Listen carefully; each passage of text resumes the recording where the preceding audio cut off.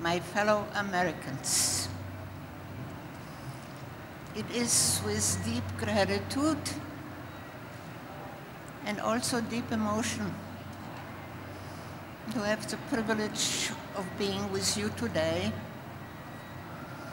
recalling my own moment, the moment I have prayed for, I had hoped for, and at times it seemed it would be impossible to be a citizen of this incredible country.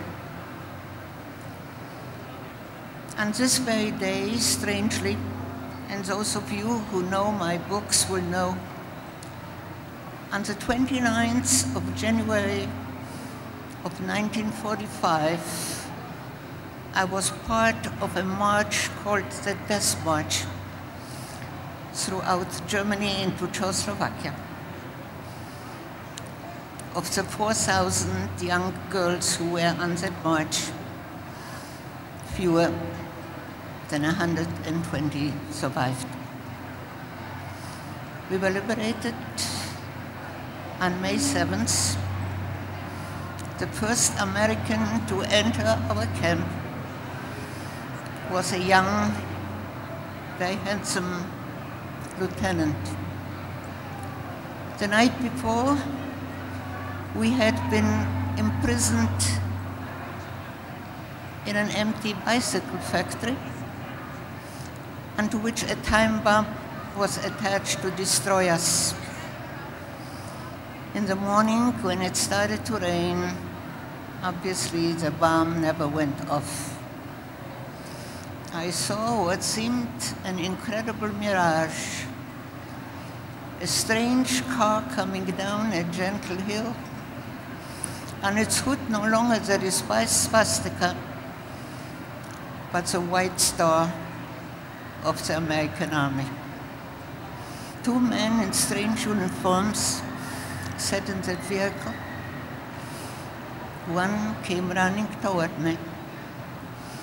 I looked at that man with awe, with disbelief. But of course I knew that I had to identify who we were. And I said, with trepidation and some fear, "We are Jewish, you know," I said. For a long time he didn't answer me. And finally, his own voice betrayed his emotion as he said, "So am I." And then he asked an incredible question. He asked if he could see the other ladies, a form of a dress I obviously did not know.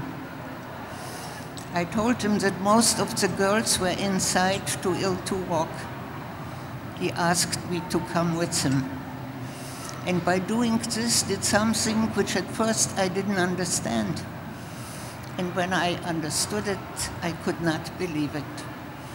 He simply held the door open for me and let me precede him. And in this single beautiful gesture, he restored me to humanity again. I should like to give you a picture of that moment. I weighed 68 pounds. My hair was white. I was in rags. And here was this handsome young American holding the door open for me. By what miracle could I have conceived the thought that I'll marry him a year later in Paris, and he will bring me home to this country which I so proudly claim my own.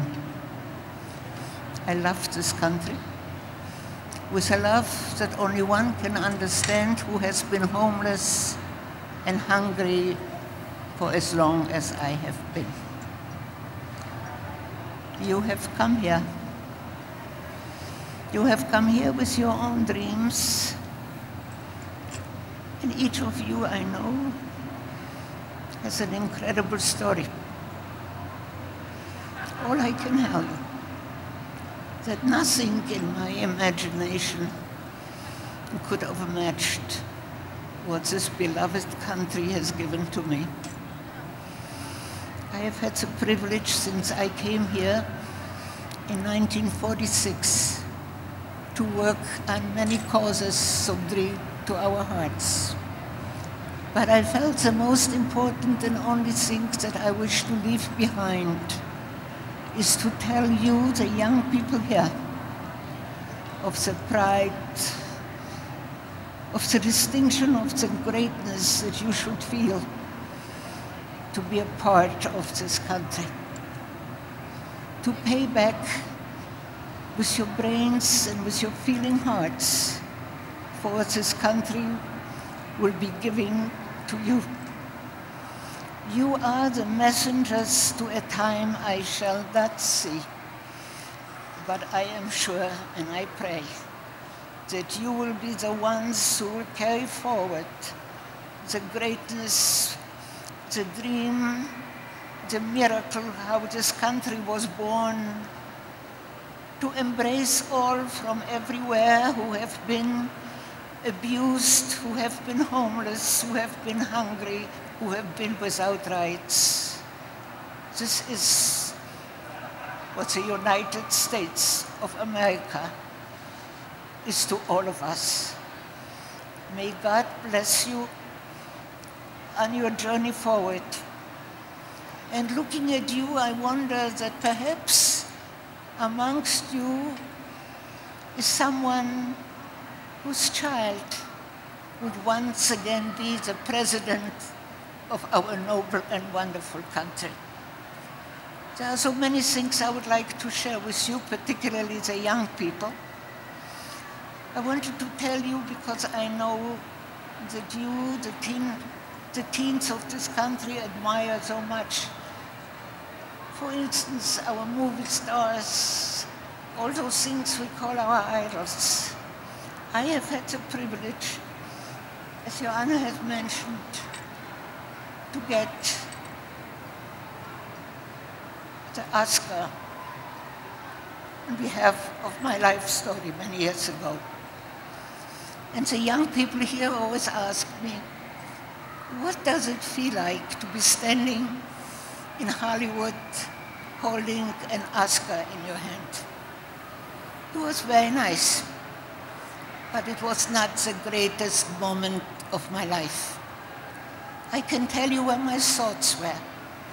My thoughts were on the death march in Germany. The march which started with thousands, and as I mentioned, 120 survived. I remember the cold, bitter nights. I remember how cold I was, how hungry, how lonely. I remember standing with a battered bowl in my hand in a long and never-ending line, it seems, praying that when I got to the end of the line, there should be food left in the kettle. And if by some miracle the ladle went deeper and brought forth a potato, I was a winner. I don't want to live in a world in which a potato is more valuable than an Oscar. But I don't want to be in a world where an Oscar is so important that we forget some people do not have a potato. You, the youth of our country, the greatness of our country will make sure. And I hope you will engage and give back to this country what has been given to you. Give back and helping and fighting for everything that is right, so that everyone may be part of the great American dream. My Oscar is not important to me. The greatest treasure is my family and my American citizenship. Thank you, God. Thank you, the United States of America. May all your dreams be true. And above all, cherish freedom as the greatest gift given to us by God and our country. Thank you very much indeed.